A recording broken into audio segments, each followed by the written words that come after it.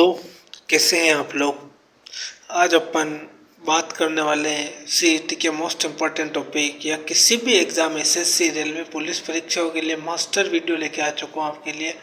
इसे अपन पूरी human body के बारे में पढ़ेंगे, मानव शरीर विज्ञान के बारे में। अपन ने अच्छा खासा कोर्स राजस्थान पॉलिटिकली का अपन ने कंप्लीट कर दिया। मैंने कंटिन्यू डाले हैं वीडियो, तो आपको अगर पॉलिटिकली में इंटरेस्ट है और सीईटी में जीके भी आते हैं राजस्थान के, तो अगर वो वीडियो अच्छे लगते हैं और मैंने डाल रखे, अगर आपको देखना हो तो आप पिछले वाले वीडियो जाके देख सकते हो। आज से अपन साइंस का शुरू करें। आज अपन साइंस की क्लासेस चलेगी अपने चैनल पे, कंटिन्यू साइंस की क्लासेस चलेगी, ठीक है। जब तक कि साइंस का भी अपन बेस अपना पूरा कंप्लीट नहीं कर लेते, सीईटी में आएंगे उतने टॉपिक। तो बिना किसी देरी के करते वीडियो की शुरुआत। अगर वीडियो अच्छा लगे तो वीडियो को लाइक कीजिएगा और चैनल को सब्सक्राइब करना ना भूलिएगा। मानव शरीर एक अत्यंत जटिल और सुव्यवस्थित प्राकृतिक संरचना है, ठीक है। परीक्षा की दृष्टि से इसके संरचनात्मक पदानुक्रम को समझना अपने को अनिवार्य हो जाता है कि कैसे अपना ह्यूमन बॉडी बना है। तो संरचना में पहले कोशिका, उसके बाद फिर ऊतक बना, फिर अंग बना, फिर अंग तंत्र बना और फिर संपूर्ण शरीर बनना। तो ये इसका संरचनात्मक क्रम है, परीक्षा में पूछ सकता है। तो पहले कोशिका बनी, फिर कोशिका से ऊतक बना, और ऊतक से अंग, अंग से अंग तंत्र, और अंग तंत्र से संपूर्ण शरीर। पांचों को डिटेल में भी अपन नीचे पढ़ेंगे। तो पहले अपन कोशिका के बारे में बात करते हैं। कोशिका को जीवन की मूलभूत इकाई भी कहा जाता है, ठीक है। इसकी खोज जो है वो सर्वप्रथम 1665 में रॉबर्ट हुक ने मृत कोशिका कोर्क की खोज की थी, ठीक है। किसकी की थी? 1665 में रॉबर्ट हुक ने मृत कोशिका, जिसको भी कोर्क बोलते हैं। फिर 1674 में एंटोनी वॉन ल्यूवेनहोक ने जीवित कोशिका की खोज की थी, ठीक है। तो सर्वप्रथम जो कोशिका की खोज की थी वो रॉबर्ट हुक ने की थी, लेकिन वो कौन सी कोशिका थी? वो थी मृत कोशिका, यानी मरी हुई कोशिका थी। फिर 1674 में एंटोनी वॉन ल्यूवेनहोक ने जीवित कोशिका की खोज की। कोशिका का सिद्धांत, जो कि मोस्ट इम्पोर्टेंट सिद्धांत है, पूछा गया एक दो बार एग्जाम में। तो 1838 से 39 में स्लाइडेन एवं शान ने प्रतिपादित किया था। किसने किया था? कोशिका का सिद्धांत 1838-39 में प्रतिपादन हुआ इसका। और किसने किया? शाइलेंडेन और शान ने प्रतिपादित किया। महत्वपूर्ण परीक्षा में क्या पूछा जा सकता है? मानव शरीर की सबसे बड़ी कोशिका कौन सी है? तो उसको अंडाणु बोलते हैं, यह केवल महिला में पाई जाती है। फिर मानव शरीर की सबसे छोटी इकाई होती है शुक्राणु, जो केवल पुरुषों में पाई जाती है। मानव शरीर की सबसे लंबी कोशिका होती है तंत्रिका कोशिका, इसमें विभाजन की क्षमता नहीं होती है, ठीक है। फिर सर्वाधिक पुनर्जनन क्षमता यकृत, लीवर की कोशिकाओं में होती है। फिर प्रमुख कोशिका में उनके उपनाम भी अपन देख लेते हैं। पूछा जाता है माइक्रोटोंडिया है, इसे कोशिका का शक्ति ग्रह भी कहा जाता है। ये तो आपने सुना ही होगा, कंफर्म डेफिनेटली एग्जाम में पूछा जाता है और पूछा आता ही रहा है हर एग्जाम में, ठीक है। कोशिका का शक्ति ग्रह, पावर हाउस ऑफ सेल किसे कहा जाता है? माइक्रोटोंडिया को। इसे एटीपी के रूप में ऊर्जा का निर्माण होता है, केफ्स चक्र द्वारा होता है। किससे होता है? केफ्स चक्र द्वारा। इसका अपना स्वयं का डीएनए होता है, मतलब अलग से इसका डीएनए नहीं होता है। फिर आता है लाइसोसोम, इसे आत्मघाती थैली कहा जाता है। इससे जल अपघट्य एंजाइम, हाइड्रोलैक्टिक एंजाइम्स होते हैं, जो कि ब्रह्मा कणों व पुरानी कोशिकाओं को नष्ट करते हैं। इसकी खोज किसने की थी? डी डुब्बे ने की थी। किसकी खोज की थी? डी डुब्बे ने, लाइसोसोम की। फिर आता है राइबोसोम, इसे प्रोटीन की फैक्ट्री कहा जाता है। यह अत्यंत प्रद्रवी जलिका ईआर पर स्थित होते हैं और प्रोटीन संश्लेषण का कार्य करते हैं। प्रोटीन संश्लेषण का कार्य कौन करता है? राइबोसोम करता है, और इसे प्रोटीन की फैक्ट्री कहा जाता है। केंद्रक आता है, फिर न्यूक्लियस, इसे कोशिका का मस्तिष्क या नियंत्रण केंद्र कहा जाता है। इसमें आनुवांशिक पदार्थ डीएनए, आरएनए पाया जाता है। केंद्रक की खोज 1831 में रॉबर्ट ब्राउन ने की थी। किसने की थी? रॉबर्ट ब्राउन ने। फिर आता है ग्लोची का है, इसे कोशिका का ट्रैफिक पुलिस कहा जाता है, क्योंकि यह अणुओं के परिवहन का प्रबंधन करता है, ठीक है। सब इम्पोर्टेंट फैक्ट है, आपको एग्जाम में कंफर्म इनसे क्वेश्चन आपको मिलने वाले हैं।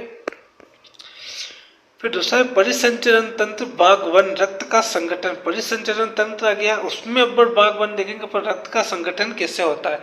रक्त एक तरल संयोजी ऊतक है, ठीक है। रक्त क्या है? एक ऊतक है जो शरीर में पोषक तत्वों, गैसों और अपशिष्ट पदार्थों के परिवहन के लिए उत्तरदायी है। रक्त के सामान्य गुण की मात्रा स्वस्थ मनुष्य में 5 से 6 लीटर, शरीर के कुल भार का लगभग 7 से 8। पीएच मान इसका 7.4 होता है, हल्का क्षारीय होता है। निर्माण क्या है, वयस्क में अस्थि मज्जा में तथा पूर्ण अवस्था में यकृत में प्लेहा में पाया जाता है। रक्त के दो मुख्य घटक होते हैं, पहला होता है प्लाज्मा तरल भाग, ये शरीर में लगभग 55% होता है। यह हल्के पीले रंग का शरीर जो होता है, इसमें 90 से 92% जल तथा 8 से 10% कार्बनिक और अकार्बनिक पदार्थ जैसे प्रोटीन, ग्लूकोज और लवण पाए जाते हैं प्लाज्मा में। ठीक है, फिर प्लाज्मा प्रोटीन हो गया, एल्यूमिन मतलब परासरण दाब का नियमन और ग्लोबुलिन एंटीबॉडी निर्माण, और फाइब्रोबिनोजन व प्रोथोमिन क्या है, रक्त का थक्का जमाने में सहायक है। कौन, ये एल्यूमिन, ग्लोबुलिन और फाइब्रोबिनोजन। फिर आता है सीरम, जब प्लाज्मा से फाइब्रोबिनोजन नामक प्रोटीन निकाल दिया जाता है तो शेष भाग को सीरम कहते हैं। फिर रक्त कणिकाएं, रक्त परिसंचरण दूसरा है रक्त कणिकाएं, ठोस का लगभग 45% हिस्सा पाया जाता है। वैज्ञानिक नाम क्या है, आरबीसी का। ठीक है, इर्थोसाइटस ये इसका आरबीसी का दूसरा नाम है, मतलब वैज्ञानिक नाम है। आरबीसी की फुल फॉर्म क्या होती है, रेड ब्लड सेल्स। फिर व्हाइट ब्लड सेल्स श्वेत रक्त कणिकाएं का वैज्ञानिक नाम क्या है, ल्यूकोसाइटस नाम है इसका। और प्लेटलेट जो कि अपन बोलते हैं डेंगू होने पर या स्क्रब होने पर घटती है यार, तेज प्लेटलेट घट गई, इतनी मेरी थी उतनी घट गई, इतनी नीचे हो गई, इतनी ऊपर हो गई, तो वो प्लेटलेट्स को क्या बोलते हैं, थ्रोमोसाइट्स। ठीक है, तो आरबीसी, डब्ल्यूबीसी, प्लेटलेट्स का मैंने आपको तीनों का वैज्ञानिक नाम बता दिया है। इसका आकार और केंद्रक समझ लेते हैं। आरबीसी का क्या है, उभयवत्तल होती है, यह केंद्रक विहीन होती है। अपवाद क्या है, ऊंट व लामा इससे मिलता जुलता है। फिर डब्ल्यूबीसी का क्या अनियमित आकार होता है, इसका कोई आकार नहीं बता सकते हैं अपन, यह भी केंद्रक युक्त होगा है। फिर प्लेटलेट्स का क्या है, सूक्ष्म और केंद्रक विहीन, बिल्कुल ही छोटी होती है और केंद्रक विहीन होती है। आरबीसी का मुख्य कार्य क्या है, O2 व CO2 का परिवहन हीमोग्लोबिन के कारण करता है। फिर डब्ल्यूबीसी का मुख्य कार्य क्या है, रोगों से सुरक्षा, इम्यूनिटी और शरीर का सैनिक बनकर रहता है। इम्यूनिटी की अपनी रक्षा करता है बाहर वाले कीटाणुओं से जो कि शरीर के अंदर प्रवेश करते हैं। फिर रक्त का थक्का जमना, यह प्लेटलेट्स का मुख्य कार्य है। ठीक है, रक्त का इतने पर नहीं बोलते हैं कि जब डेंगू होता है तो बोलते हैं पर रक्त का थक्का जमना वो इसी के कारण होता है। किसके कारण होता है, प्लेटलेट्स घटने या बढ़ने के कारण। आरबीसी का जीवन काल होता है 20 से 100 दिन में फिर से नहीं बनती है। डब्ल्यूबीसी का होता है 2 से 4 दिन या 10 से 13 दिन रक्त, और ये प्लेटलेट्स का होता है 7 से 10 दिन। आरबीसी की सामान्य संख्या 45 से 50 लाख प्रति एमएम होती है। ठीक है, रोगों से सुरक्षा मतलब डब्ल्यूबीसी की होती है 6000 से 10,000 प्रति एमएम। ठीक है, और प्लेटलेट्स की होती है 1.5 लाख से 4.5 लाख प्रति एमएम। आरबीसी की कमी से जो रोग होता है वो होता है एनीमिया, AR एनीमिया और पीलिया। देखो रोगों में भी 2 रोग होते हैं, एक तो होता है एनीमिया और एक होता है AR एनीमिया और पीलिया। ये किसकी कमी से होता है, यह आरबीसी की कमी से होता है, रेड ब्लड सेल्स। फिर होता है डब्ल्यूबीसी, इसकी कमी से जो रोग होता है वो होता है ल्यूकोपोनिया, प्रतिरोधक शक्ति का घटना, बिल्कुल शरीर को कमजोर बना देता है ये रोग। कौन सा रोग, ल्यूकोपेनिया। ठीक है, फिर मैंने बता ही रहा था आपको कि प्लेटलेट्स घटने पर कौन सा रोग होता है, रक्त स्राव होता है, यानी कि डेंगू की संख्या तेजी से गिरती है। आरबीसी का परीक्षा का नोट, आरबीसी का कब्रिस्तान प्लीहा को कहा जाता है। ठीक है, याद रखना है, आप नोट्स बना लेना यार, स्टार लगा लेना इसको। शरीर का ब्लड बैंक भी प्लीहा को ही कहते हैं। हीमोग्लोबिन में लोहा, आयरन, Fe2 धातु पाई जाती है जिसे हीमेटिन कहते हैं। दोस्तों ये सब इंपॉर्टेंट हो गया, एक बार आपने ये वीडियो देख लिया और आपका कॉन्सेप्ट समझ में आ गया और अपने नोट्स जो मैं लेके आया हूँ आपके लिए, ये आपने पढ़ लिया और अगर मैंने बिठा लिया तो आपका एग्जाम में साइंस CET में अपन ज़्यादा फोकस CET में अपन को जी राजस्थान जीके पर नहीं करना। अगर जीके तो आएंगे तो सबको आएंगे, या नहीं आएंगे तो किसी को नहीं आएंगे, लेकिन साइंस, मैथ्स, रीजनिंग पे अपन ज़्यादा फोकस करके अपने नंबर 40% से ऊपर नंबर अपन ला सकते हैं। फिर तीसरा है रक्त समूह के बारे में। रक्त समूह और एवं रक्तचाप के बारे में पढ़ेंगे। रक्त समूह की खोज एबीओ, रक्त समूह की खोज 1990 में कार्ल लैंडिस्टर ने की थी। इसके लिए उन्हें 1930 में नोबेल पुरस्कार दिया। पहली लाइन ही मोस्ट इंपॉर्टेंट बन गई यहाँ पे, क्योंकि एग्जाम में पूछी जा सकती है। एबी और रक्त समूह की खोज 1900 में हुई थी, कार्ल लैंडिस्टर ने की थी, और इसके लिए 1930 में इसको नोबेल पुरस्कार भी मिला था। एबी रक्त समूह की खोज फिर डिकेस्टली और स्टुली ने 1902 में की थी। देखो इसमें 2 पॉइंट है, एक तो एबीओ की खोज अलग है और फिर एबी रक्त समूह की खोज भी अलग है। ये आपको याद रखना, एग्जाम में कंफ्यूज नहीं होना है आपको। फिर इनका आधार क्या है? रक्त समूह का निर्धारण लाल रक्त कणिकाओं की सतह पर पाए जाने वाले विशेष प्रोटीन एंटीजन के आधार पर होता है। क्या है इसका, क्या समझ में आया आपको कि रक्त समूह का जो निर्धारण है लाल रक्त कणिकाओं की सतह पर पाए जाने वाले विशेष प्रोटीन एंटीजन पाया जाता है और उसके आधार पर होता है। प्लाज्मा में इसके विपरीत एंटीबॉडी पाई जाती है। रक्त समूह का वर्गीकरण सारणी भी अपन देख लेते हैं। रक्त समूह ए, ठीक है, आरबीसी पर एंटीजन ए बनाता है, प्लाज्मा में एंटीबॉडी बी बनाती है। किसे किसे रक्त दे सकता है? ए जो ए नेगेटिव ए पॉजिटिव जो भी है वो रक्त समूह है, वो किससे रक्त दे सकता है? वो सिर्फ उसके ए या ए बी को ही रक्त दे सकता है। और किससे रक्त ले सकता है? तो वो ए से और ओ से ले सकता है। यूनियन ए वाला बी को रक्त दे सकता है, ऐसा नहीं हो सकता है। ए वाला ए और ए बी को देता है और वो लेता किससे? ए और ओ से। ओ से क्यों लेता है? वो किसी को भी दे सकता है, ओ प्लस, कि वो सर्वहाई रक्त समूह होता है। फिर बी आता है, बी पॉजिटिव बी नेगेटिव, ठीक है। आरबीसी पर एंटीजन बी बनाता है, प्लाज्मा में एंटीबॉडी ए बनाता है। और यह किससे रक्त दे सकता है? या बी और ए बी को दे सकता है। या किससे रक्त ले सकता है? खुद बी से और ओ से ले सकता है। फिर ए बी यानी ए बी और दोनों, फिर प्लाज्मा में एंटीबॉडी नहीं बनती है ए बी दोनों में, ठीक है। किससे रक्त दे सकता है? केवल ए बी को ही दे सकता है। और ये ले किससे सकता है? ए से भी ले सकता है, ये बी से भी ले सकता है, ये ए बी से भी ले सकता है, ये ओ से भी ले सकता है, ठीक है। सभी से ले सकता है। कौन सा ब्लड ग्रुप? A B. फिर आता है ओ, आरबीसी पर एंटीजन का कोई असर नहीं है, प्लाज्मा में एंटीबॉडी ए और बी दोनों। फिर किससे रक्त दे सकता है? ए को दे सकता है, बी को दे सकता है, ए बी को दे सकता है और ओ को दे सकता है। सभी को ओ जो है ब्लड ग्रुप वाला जो आदमी है वो सभी को दे सकता है। और किससे रक्त दे सकता है? सिर्फ ओ से ले सकता है और किसी से नहीं ले सकता, रक्त समूह ओ वाला आदमी, ठीक है। महत्वपूर्ण अनुवांशिक विशिष्ट तथ्य पहले सार्वभौमिक दाता ओ को कहा जाता है क्योंकि इसका आरबीसी पर कोई एंटीजन नहीं होता है। सार्वभौमिक ग्राही ए बी पॉजिटिव है को कहते हैं क्योंकि इसमें इसके प्लाज्मा में कोई एंटीबॉडी नहीं बनाई जाती है। फिर आरएच कारक या आरएच फैक्टर, इसकी खोज 1940 में लैंडिस्टर और विनर ने रिंसस मंकी ने की थी। भारत में लगभग 93% लोग आरएच प्लस ही होते हैं। फिर आता है इरिथ्रोब्लास्टोसिस फिटेलिस, ठीक है। यदि आरएच पुरुष का विवाह आरएच माइनस महिला से होता है तो द्वितीय संतान की गर्भावस्था जन्म के तुरंत बाद मृत्यु हो सकती है। यह एक साइंस का फैक्ट है। इसका उपचार प्रसव के 72 घंटे के भीतर एंटी आरएच इंजेक्शन देकर किया जाना चाहिए, अन्यथा बच्चे की मौत हो सकती है। फिर रक्तचाप, ब्लड प्रेशर, बीपी परिभाषा क्या है? रक्त वाहिकाओं की दीवारों पर बहते रक्त द्वारा डाल दिया गया दबाव रक्तचाप कहलाता है। सामान्य रक्तचाप कितना होता है? 120 और 80 mmHg मिलीमीटर ऑफ mercury होता है। 120 mmHg सिस्टोलिक बोलते हैं उसको। हृदय यह घटती कब है?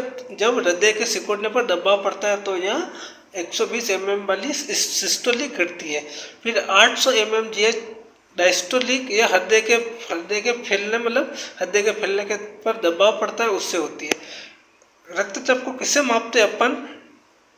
स्पेक्ट्रोमीटर से अपन को मापते हैं। किसको मापते हैं अपन? रक्तचाप को। सर्वप्रथम स्टीफन हेल्स ने घोड़े का बीपी मापा था, उसके बाद ही अपन इंसानों का बीपी मापना शुरू हुआ है। उसके मतलब कैसा कि स्पेक्ट्रोमीटर से स्टीफन हेल्स ने घोड़े का बीपी मापा था सर्वप्रथम पहले। फिर विकृतियाँ और हाइपरटेंशन, उच्च रक्तचाप 140/90 से अधिक हो तो हाइपरटेंशन। और निम्न रक्तचाप कितना होना चाहिए? निम्न रक्तचाप क्या होता है? 90 और 60 से कम हो तो निम्न रक्तचाप। और उच्च रक्तचाप 140 और 90 से अधिक हो तो। ये दोनों मैंने आपको फैक्ट बता दिया। फिर परिसंचरण तंत्र, मानव हृदय, ह्यूमन हार्ट। मानव हृदय परिसंचरण तंत्र का केंद्रीय पंपिंग अंग, ये दोनों फेफड़ों के बीच वक्ष गुहा थोरिकिक कैविटी में स्थित होता है और इसका झुकाव थोड़ा बाईं ओर होता है। शारीरिक बनावट या वजन पुरुषों से लगभग 300 ग्राम और महिलाओं में लगभग 250 ग्राम पाया जाता है शारीरिक बनावट के हिसाब से। इसका आवरण क्या है? हृदय के चारों ओर पेरिकार्डियम झिल्ली से घिरा होता है, जिससे पेरिकार्डियल ध्रुव बड़ा होता है, जो कि बाहरी आघातों से रक्षा करता है। मोस्ट इंपॉर्टेंट है, याद करते जाइएगा या नोट्स बना लीजिए। अगर आप कमेंट में बोलना कि सर मेरे को इसका नोट्स दे दो, मैं आपको ये पूरी PDF में आपको प्रोवाइड करवा दूंगा। फिर हृदय के कक्ष पढ़ते हैं। मानव हृदय में कुल 4 कक्ष होते हैं। पहला होता है ऊपरी 2 कक्ष, जिसको अपन अलिंद बोलते हैं। इनकी आकार में बहुत छोटे होते हैं। इनका मुख्य कार्य रक्त का ग्रहण करना होता है। दाया अलिंद और बाया अलिंद, ठीक है, बोलते हैं उसको। फिर निचले 2 कक्ष को निलय बोलते हैं। आकार में बड़े और इनकी दीवारें मोटी होती है। इनका कार्य रक्त को पंप कराना है। दाया निलय और बाया निलय इनके नाम है। फिर रक्त का परिवाह का मार्ग और कपाट देखते हैं अपन। उसमें त्रिवलिनी कपाट, दाएं अलिंद और दाएं निलय के बीच यह अशुद्ध रक्त को वापस जाने से रोकता है। कौन? त्रिवलिनी कपाट। फिर द्विवलिनी और मिंट्रल कपाट बाएं अलिंद और बाएं निलय के बीच स्थित होता है। ठीक है, कौन स्थित होता है? बाएं अलिंद और बाएं निलय के बीच द्विवलिनी या मिंट्रल कपाट। फिर रक्त परिसंचरण का क्रम देखते हैं। अशुद्ध रक्त पूरे शरीर से महाशिरा, फिर दाया अलिंद, दाया निलय, फिर फुसफुस धमनी, फिर फेफड़े शुद्धिकरण, और फिर फुसफुस शिरा, और फिर बाया अलिंद, और फिर बाया निलय महाधनी। शुद्ध रक्त पूरे शरीर में फैलता है। अपवाद जो परीक्षा में आते हैं, धमनी हमेशा शुद्ध रक्त ले जाती है। ठीक है, मोस्ट इंपॉर्टेंट है। धमनी का कार्य क्या होता है? सिर्फ शुद्ध रक्त को ले जाती है, लेकिन फुसफुस धमनी जो है वो अशुद्ध रक्त ले जाती है। फिर उसके बाद शिरा जो है वो हमेशा अशुद्ध रक्त ले जाती है, और फुसफुस शिरा शुद्ध रक्त ले जाती है। ठीक है, धमनी और शिरा दोनों हाथ लगेगा, आपस में रिलेटेड ही है। फिर हृदय की कार्य प्रणाली और महत्वपूर्ण तथ्य देख लेते हैं। हृदय स्पंदन सामान्य वयस्क में 72 बार प्रति मिनट अपना दिल धड़कता है। नवजात शिशु में लगभग 120 से 140 बार प्रति मिनट उसका दिल पंप करता है, यानी धड़कता है। फिर स्ट्रोक वॉल्यूम, एक धड़कन में हृदय लगभग 70 ml रक्त पंप करता है। ठीक है, याद रखना आप। स्ट्रोक वॉल्यूम क्यों किसको बोलते हैं कि एक धड़कन हृदय में लगभग कितना पंप करता है, तो वो 70 ml पंप करता है, उसको अपन स्ट्रोक वॉल्यूम बोलते हैं। फिर पेस मेकर, दाएं अलिंद की दीवार पर स्थित साइनो एट्रियल नोड को हृदय का प्राकृतिक पेस केंद्र कहते हैं। यह हृदय की धड़कन विद्युत आवेग को प्रारंभ करता है। फिर आता है हृदय ध्वनि। हृदय के कपाटों के बंद होने से उत्पन्न ध्वनि को लबडब कहा जाता है। डॉक्टर इसे स्टेथोस्कोप यंत्र से सुनते हैं। ठीक है, हृदय की ध्वनि को। इलेक्ट्रोकार्डियोग्राम, हृदय, ठीक है। फिर अपन पढ़ेंगे इलेक्ट्रोकार्डियम, हृदय की विद्युत गतिविधि को आरेखीय रूप में दर्शाने वाले टेस्ट को इलेक्ट्रोकार्डियोग्राम बोलते हैं। प्रथम हृदय प्रत्यारोपण किसने किया था? 3 सितंबर 1967 को दक्षिण अफ्रीका के डॉक्टर क्रिश्चियन बर्नार्ड द्वारा किया गया था। भारत में प्रथम सफल हृदय प्रत्यारोपण डॉक्टर वेणुगोपाल ने किया था। विश्व में किसने किया था? दक्षिण अफ्रीका के साइंटिस्ट थे डॉक्टर क्रिश्चियन बर्नार्ड द्वारा 3 सितंबर 1967 को किया गया। और भारत में प्रथम सफल हृदय प्रत्यारोपण डॉक्टर वेणुगोपाल ने किया था। फिर आता है श्वसन तंत्र। श्वसन तंत्र का मुख्य कार्य वायुमंडल से ऑक्सीजन O2 ग्रहण करना तथा शरीर के भीतर कार्बन डाइऑक्साइड को बाहर निकालना इसका प्रमुख कार्य है। यह ऊर्जा उत्पादन का एक कैटाबोलिक अपचयी प्रक्रिया है। श्वसन तंत्र के प्रमुख अंग कौन से? पहला होता है नासा मार्ग। यहाँ पाए जाने वाले बाल और बलगम हवा को छानते हैं और गर्म करते हैं। फिर आता है ग्रसनी, यह भोजन और वायु दोनों का सामान्य मार्ग है। फिर आता है कंठ या स्वर यंत्र, इसे वॉइस बॉक्स या एडम्स एप्पल कहा जाता है। यह ध्वनि उत्पन्न करता है। कौन? कंठ या स्वर तंत्र अपन बोलते हैं तो ध्वनि होती है एक तरीके से। फिर होता है घाटी ढक्कन, एक मस्कुलर फ्लैप जो भोजन निगलते समय श्वास नली को ढक देता है, जिससे भोजन श्वास नली में नहीं जाता। तो वो किस कारण नहीं जाता? हो जाता है घाटी ढक्कन के कारण। उसको क्या बोलते हैं? घाटी ढक्कन। फिर श्वास नली, यह सी आकार के कार्टिलेज उपस्थित के छल्लों से बनी होती है। जो इसे चिपकने से बचाती है। फिर आते हैं फेफड़े। मनुष्य में एक जोड़ी दो फेफड़े स्पंजी और गुलाबी रंग के प्रमुख श्वसन अंग होते हैं। दाहिना फेफड़ा 3 पालियों में तथा बायां फेफड़ा 2 पालियों में विभाजित होता है। फेफड़े प्लूरल झिल्ली से ढके रहते हैं। फिर एक कृपिका है। यह फेफड़ों की संरचनात्मक एवं क्रियात्मक इकाई है। गैसों का वास्तविक विनिमय O2 और CO2 का आदान प्रदान यही विसरण विधि द्वारा होता है। किस विधि द्वारा? कृपिका विधि द्वारा। मानव के फेफड़ों में लगभग 300 से 400 मिलियन कुपिकाएं पाई जाती है। फिर श्वसन की क्रिया विधि देख लेते हैं अपन। पहले और डायफ्राम और पसलियों की मांसपेशियों की गति पर निर्भर करती है। क्या? श्वसन की जो क्रियाविधि है वो डायफ्राम और पसलियों की मांसपेशियों की गति पर निर्भर करती है। उच्च श्वसन या अंत श्वसन, वायुमंडल से हवा को फेफड़ों के अंदर खींचना, इससे डायफ्राम चपटा हो जाता है। अंदर ली गई वायु का संघटन N2 78, O2 oxygen 21, carbon dioxide 0.3% होती है। निःश्वसन क्या होता है? फेफड़ों को दूषित हवा बाहर निकालना इसका कार्य होता है। इसका डायफ्राम पुनः गुबंदकार हो जाता है। बाहर निकाली गई वायु का संघटन नाइट्रोजन 78%, ऑक्सीजन 16 से 17% और CO2 4%, अर्थात CO2 की मात्रा इसमें बढ़ जाती है। परीक्षण क्या पूछा जाता है? श्वसन दर। एक स्वस्थ वयस्क मनुष्य विश्राम की अवस्था में सामान्यतः 12 से 16 बार प्रति मिनट सांस लेता है। श्वसन मापक यंत्र फेफड़ों की क्षमता और श्वसन आयतन को मापने के लिए जिस यंत्र का उपयोग किया जाता है उसका क्या नाम है? स्पायरोमीटर नाम है। फिर टाइडल आयतन। सामान्य श्वासोच्छ्वास में अंदर ली गई या बाहर निकल गई वायु का आयतन लगभग 500 ml होता है। फिर कोशिकीय श्वसन यह 2 प्रकार का होता है। पहला होता है ऑक्सी श्वसन। ऑक्सी की उपस्थिति में साइटोप्लाज्म और माइटोकॉन्ड्रिया में पूर्ण होता है। इसमें ग्लूकोज के एक अणु से कुल 36 से 38 ATP ऊर्जा बनती है। फिर अनोक्सी श्वसन। ऑक्सीजन की अनुपस्थिति में केवल साइटोप्लाज्म में होता है। अत्यधिक व्यायाम के समय मांसपेशियों में अनऑक्सीजन श्वसन लैक्टिक अम्ल का निर्माण होता है, जिससे कि मांसपेशियों में दर्द व थकान होती है। तो किसके कारण होती है? वो होती है अनऑक्सी श्वसन के कारण होती है। फिर पाचन तंत्र देखेंगे अपन। पाचन वह प्रक्रिया जिसमें जटिल और अघुलनशील खाद्य पदार्थों को सरल घुलनशील अवशोषण योग्य अणुओं में बदला जाता है।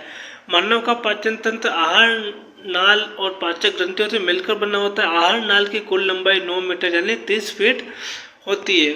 मुख गुहा पाचन का प्रारंभ यही से होता है। पाचन क्रिया का प्रारंभ मुख से होता है। यह केवल कार्बोहाइड्रेट स्टार्च का आंशिक पाचन होता है। दांत। मनुष्य के दांत में द्विबार दंती और विषम दंती होते हैं। वयस्क का दंत सूत्र 2123 यानी 2123 इंटू 232, इनक्रोस 8 और कैनिस 4 और परामोल्सर 8 और मोल्सर 12। और दांत के ऊपरी चमकीला भाग को इनेमल कहा जाता है। और जो मानव शरीर का सबसे कठोर भाग है वो कैल्शियम फॉस्फेट से निर्मित होता है। फिर लार ग्रंथियों से स्रावित है। लार का pH मान 6.8 हल्का अम्लीय होता है। इससे टाइलिन एमाइलेज एंजाइम होता है जो स्टार्च को माल्टोज में बदलता है, तथा लाइसोसोम एंजाइम होता है जो भोजन के हानिकारक जीवाणुओं को मारता है। फिर सेकंड पे आता है अमाशय। भोजन ग्रास नली से होते हुए क्रमकुंचन गति द्वारा अमाशय में पहुंचता है।